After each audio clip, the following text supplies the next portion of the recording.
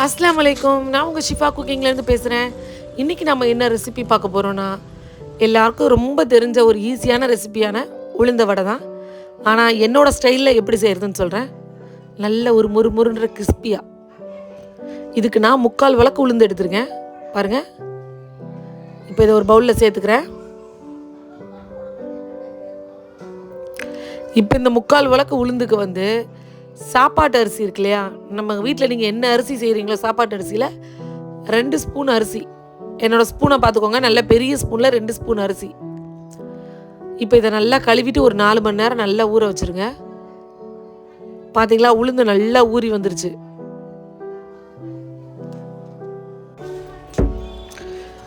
இப்போ இதை நல்லா சுத்தமாக தண்ணி இல்லாமல் வடிச்சுக்கிறேன். தண்ணி இல்லாமல் வடிச்சிட்டு இப்போ இதை ஒரு மிக்சியில் சேர்த்து அரைக்க போகிறேன். மிக்சி வந்து பெரிய ஜார் தான், இருந்தாலும் மொத்த உளுந்தும் போட முடியாது. முதல்ல ஒரு பாதியை சேர்த்துக்கிறேன்.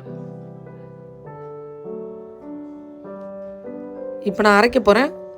முதல்ல எந்த தண்ணியுமே சேர்க்கலை, கொஞ்சம் கொஞ்சமாக தண்ணி சேர்த்து தான் அரைக்கணும். இதுதான் இதில் முக்கியமான பதமே. பாருங்கள், இப்போ தண்ணி இல்லாமல் இருக்குது. இப்போ நான் கொஞ்சம் தண்ணி தெளித்து தான் அரைக்க போகிறேன்.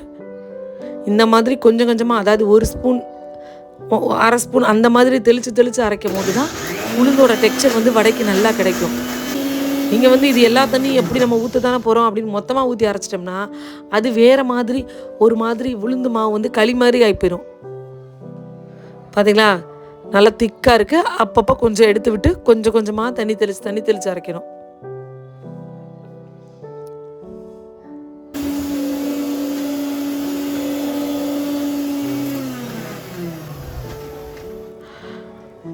பாருங்கள், அதுக்காக ரொம்பவும் தண்ணியாகிடக்கூடாது. மாவு வந்து நல்லா கெட்டியாக தான் இருக்கணும். கொஞ்சம் கொஞ்சமாக தண்ணி தெளித்து அரைக்கணும். இப்போ பாருங்கள், ஓரளவுக்கு நல்லாவே ஆட்டிருச்சு. ஃபைனலாக ஒரு சுற்றி இதோட முடிச்சிடுவேன். இப்போ அரைஞ்சு முடிஞ்சிருச்சு. இப்போ நான் எடுத்து காமிக்கிறேன் பாருங்கள். பார்த்தீங்களா, நல்லா ஆட்டிருச்சு. பாருங்கள் எப்படி ஒரு பால் மாதிரி விழுதுன்னு பாருங்கள். இந்த மாதிரி இருக்கணும், ரொம்ப தண்ணியாக இருக்கக்கூடாது. மாவு கீழே போட்டால் பந்து மாதிரி விழணும். இதுதான் பதம், கரெக்டாக வச்சுக்கோங்க. இப்போ நான் இதை ஒரு பவுலில் மாற்றிக்கிறேன். பாருங்கள், மாவு எவ்வளோ சாஃப்டாக இருக்குது, எப்படி பால் மாதிரி விழுதுன்னு பார்த்தீங்களா. இப்போ நான் மிச்சம் வச்சுருக்க உளுந்தையும் இதே மாதிரி அரைச்சி எடுத்துக்கிறேன்.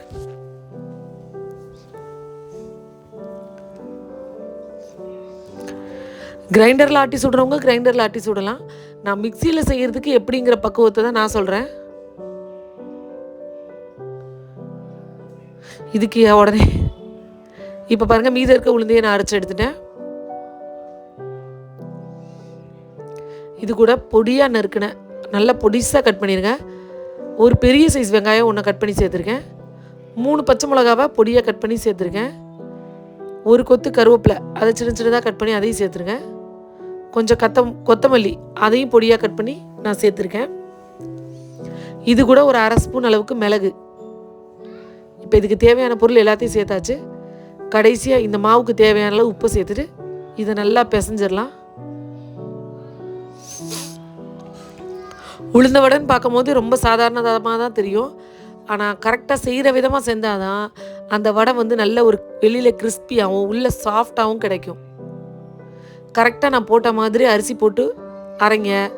உளுந்தை நல்லா ஊற வைங்க. உளுந்து பதம் வந்து இந்த மாதிரி இருக்க மாதிரி கொஞ்சம் கொஞ்சமாக தண்ணி ஊற்றி ஆட்டிக்கோங்க. முக்கியமானது, மாவை பிணைஞ்சு முடிச்சுட்டு ஒரு 1/2 மணி நேரம் ரெஸ்ட்டு விட்டுட்டு அதுக்கப்புறம் சுட ஆரம்பிங்க. நீங்கள் பிணைஞ்ச உடனே சுட்டிங்கன்னா அந்த பதம் கிடைக்காது. இப்போ பாருங்கள், எண்ணெய் காயுது. நான் எப்படி வடை போடுறேன்னு பாருங்கள். அப்படியே ஒரு கைட்டை எடுத்து சென்டரில் ஒரு ஓட்டையை போட்டு அப்படியே உள்ளே போட்டுருவேன். நான் வந்து இன்னொரு கையில் வந்து தண்ணி வச்சு அதை எடுத்து தட்டிலாம் போட மாட்டேன். அப்படியே கொஞ்சம் எடுக்கணும், சென்டரில் ஒரு ஓட்டையை போட்டு அப்படியே உள்ளே போட்டுருவேன் எனக்குள்ளே. அவ்வளோதான், ரொம்ப ஈஸியாக வேலை முடிஞ்சிடும். நீங்கள் 2 கையிலையும் தண்ணியை வச்சு இல்லை ஒரு பிளாஸ்டிக் ஷீட்டில் தண்ணி வச்சு தட்டி போட்டிங்கன்னா அது வந்து ரொம்ப எண்ணெயை குடிச்சு வடை வந்து ரொம்ப எண்ணெயாக இருக்கும்.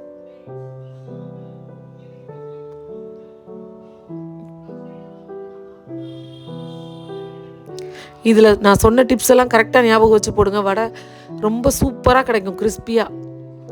வடையை போட்டுட்டு வடை வெந்து ஒரு பக்கம் கலர் மாறுற வரைக்கும் அதை எந்த டிஸ்டர்புமே பண்ணாதீங்க.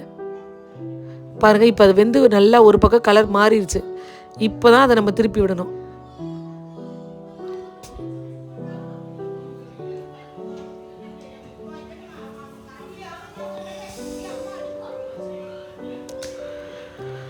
பாருங்கள், உங்களுக்கு பார்க்கும்போதே தெரியும் வலை எவ்வளோ நல்லா கலர்ஃபுல்லாக இருக்குன்னு. இப்போ பாருங்கள், நல்லா 2 பக்கமும் கலர் மாறி வந்துருச்சு. இந்த கலர்லேயே நம்ம வடையை வெளியில் எடுத்துடலாம். இதுக்கு அடுத்த ஸ்டேஜுக்கு போனோம்னா நல்லா இருக்காது, வடை ரொம்ப கருப்பாயிரும். பார்க்கும்போதே உங்களுக்கு தெரியுதா, நல்ல ஒரு கிறிஸ்பியாக மொறுமொறுன்னு சூப்பராக இருக்கும். நீங்களும் நான் சொன்ன மாதிரி செஞ்சு பார்த்துட்டு எப்படி இருந்துச்சுன்னு கமெண்டில் சொல்லுங்கள்.